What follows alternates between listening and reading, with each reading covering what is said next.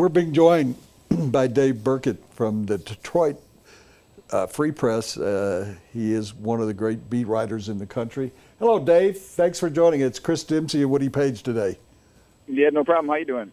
Well, I'm excited to come to Detroit. I'm staying in the Detroit airport. I'm hoping to do a couple of things, have a big boy hamburger, and eat at both of those Coney Island places downtown. Is that a good idea? You might have indigestion before the game Sunday. Yeah, I'm going to go down to Greektown and finish it off down in Greektown. But I'm looking forward to the game.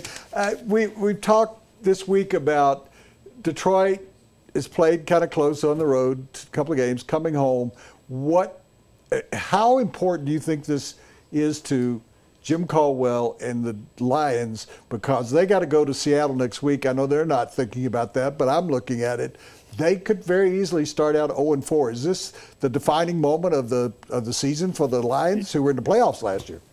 Yeah, no, hugely important. I mean, after Seattle is Arizona, who's as hot as anybody in the NFL right now. So they could be looking at 0-5. And really, look, they did not do anything well the first 2 weeks. I mean, their offensive line has been very leaky. They don't have much of a pass rush. They look old. They can't get the receivers open downfield. So there's a lot of pessimism around this team right now. But you know how it is in the NFL. You come home opener. This is still a team with a lot of talent. They won 11 games last year, and the hope is that just getting home, getting off the road, maybe that helps the Lions get some things straightened out. Dave, obviously a big part of what the Lions will or won't do this weekend against the Broncos depends on how effective Matthew Staffords going to be. Just give us an update on how he's doing and what you can expect from him. Yeah, I kept waiting for the medical report to say Matt Stafford banged up. Well, get ready for one maybe this week with Von Miller and DeMarcus Ware coming off the edge. I mean, that's the biggest key is keeping him upright, because he took a pounding last week. He got hit 8 times, sacked once, and took a couple big hits. Needed some X-rays on his chest and ribs after the game. And look, he's not 100%. He's still sore, but he walked through the locker room after practice today, asked him how he was feeling. He gave me the thumbs up. He practiced in full all week. He's going to be out there on Sunday.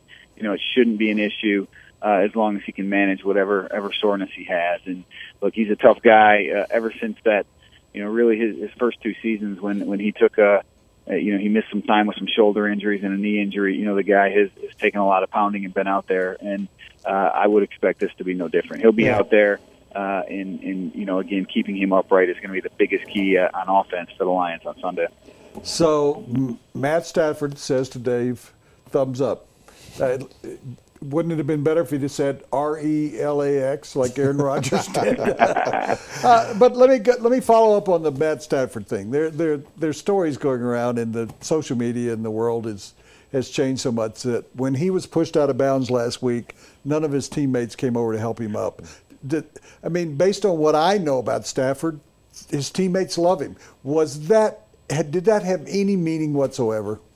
Yeah, no, look, there were some teammates that came to his defense. As soon as Anthony Barr pushed Stafford, Brandon Pettigrew, who was not in uniform, gave Barr a 2-handed shove, and DeAndre Levy came running over, who wasn't in uniform, too. I think maybe some of that got misconstrued because it was some guys that were out of uniform. These are 2 key players who were on the sideline who were, the first 2 veterans to his defense, and then some Lions coaches stepped in. And you know what, I will say this, because I know Tony Dungy sort of, he kind of echoed what Rodney Harrison said, and that maybe he was surprised that the Lions didn't react more to that incident. I had a former player tell me that he didn't think it was a reflection on Stafford and what players think of Stafford so much as maybe it is the team's toughness, the Lions' toughness. That they need to prove that they can't be pushed around a little bit more, and maybe the way that they've played these first 2 weeks, that's worn them down, because look, last week they got shoved around in the run game. The week before, Phillip Rivers completed 20 straight passes on them. So the Lions have had a lot going wrong these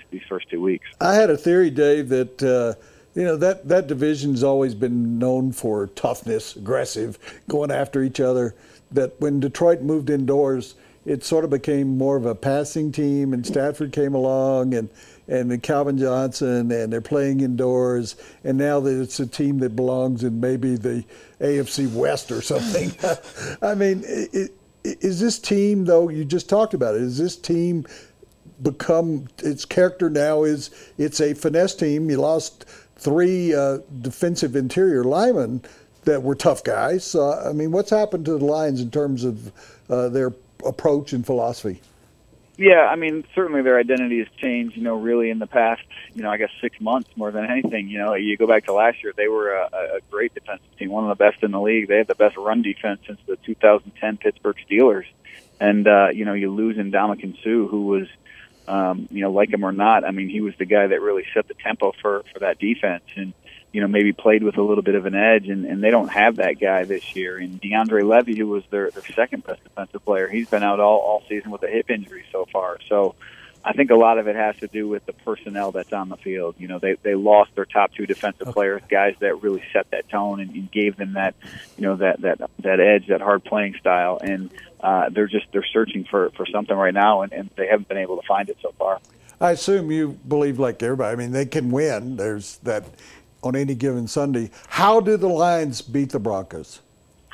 Yeah, I think I mentioned keeping Stafford upright. That's extremely important. They've gotten poor play on their offensive line so far, so they need their tackles, Riley Reef on the left side and Cornelius Lucas on the right side, to play their best game of the season. So Stafford has some time. I think it's important for them to establish the run early on, and that's going to mean a lot of Amir Abdullah. We saw what Jamal Charles did for the Chiefs last week, and Abdullah is really one of the Lions' more electric players. So if they can get him going, maybe that helps, Stafford stay healthy. And then, on defense, look, I think everybody sees that maybe Peyton Manning isn't the same quarterback that he was a couple years ago, but he's still a bright guy. He still knows how to run an offense and, put points on the board. And so the Lions, what those defensive players talked about this week is even though Peyton's as bright a guy as there is, you still got to try to do some things to confuse him, but not get things twisted and do what you do best and not lose sight of that. So I just think they can't try to do too much on that side of the ball, but they need to get some sort of a pass rush going to get after Manning too.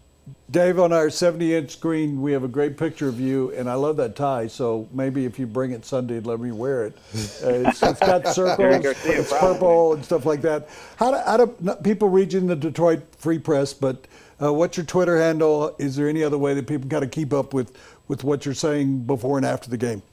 Oh, yeah, Freak.com. We'll have plenty of coverage on there, and I'm always like to interact on Twitter at Dave Birkett, Birkett. So feel free to hit me on questions there, and have all your game coverage Sunday from Ford Field. Yep. Thank you, Dave. We appreciate you. Hope you'll join us later in the season when the two teams play in the Super Bowl. All right, let's plan on that. I don't know if I'll be there. You guys might. I don't know if I'll be there. So, Thanks, good Dave. talking to you guys. Yeah, Thank you. This segment is sponsored by John Elway Cadillac. As I promised earlier, it is a sign of success, along with Brooks Brothers suits and whiskey, Scotch whiskey.